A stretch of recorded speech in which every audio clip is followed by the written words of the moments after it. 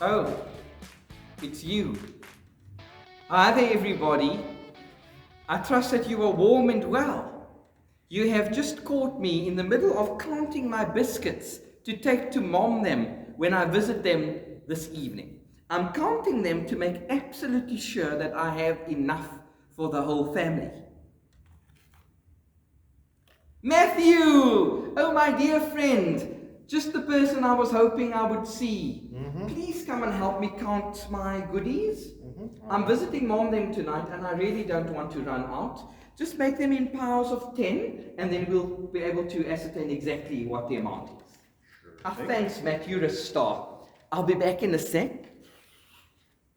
Amazing how much of Bevan's work I have to do. Matthew, when you are done counting the biscuits, also just count the teaspoons. One or two of mine have disappeared, and I'm really adamant that there needs to be about 20. So just count that for me as well, please, if you don't mind. I'll be back in a sec.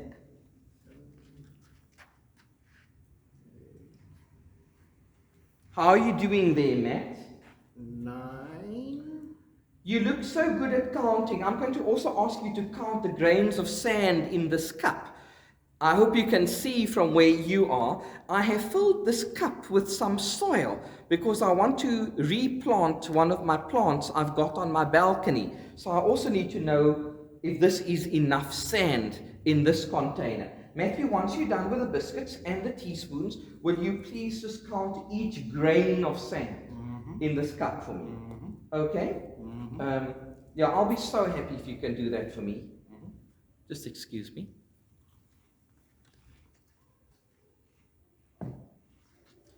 Matthew, sorry to bother. I also need you to count this milk for me.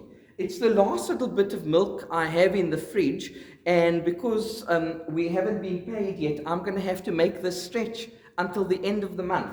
So I need to know if this is enough for all the cups of coffee I need between now and Friday. So if you can count the milk for me, that would be great. Thanks, Matt. Yeah, I need 5.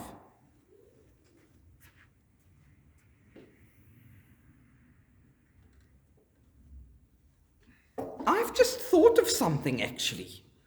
As Matthew does me this wonderful favor of counting my goodies for me, I've just realized that there is something in our lives we cannot count.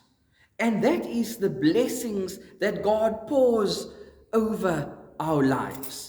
I don't know how far Matthew's going to get with the challenge I've put before him. It looks like he's coping with the biscuits. It looks like he's going to manage with the teaspoons. But when it comes to the grains of sand, there just will be too many. Unless, of course, he wants to give it a try, Matthew. Can I empty it in there for you? He's going to need a very long time to get done with that daunting job. Let's rather talk as he gets busy. Let's rather talk about how good God has been to us. How God has showered us with many, many blessings. How he has surrounded us with care. How he has offered us a love which never ends. The Bible has a word for undeserved favor, and that's one of the words we like to use here at church. It is the word grace. Yes, there are many things in our lives we can count.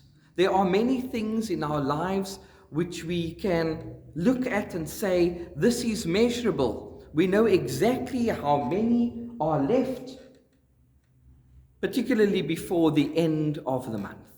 But there is something that we will never be able to tally up, which we will never be able to work out with even the fanciest of calculators. And that is the many, many blessings God so generously and so freely gives to us.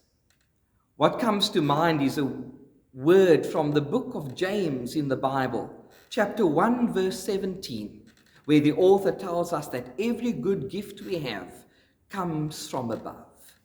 I want you to spend some time today counting your blessings, or to try anyway. Matthew, how? I'm going to ask for the camera to be switched off because I want to give Matthew a good tongue lashing for messing up my bowls.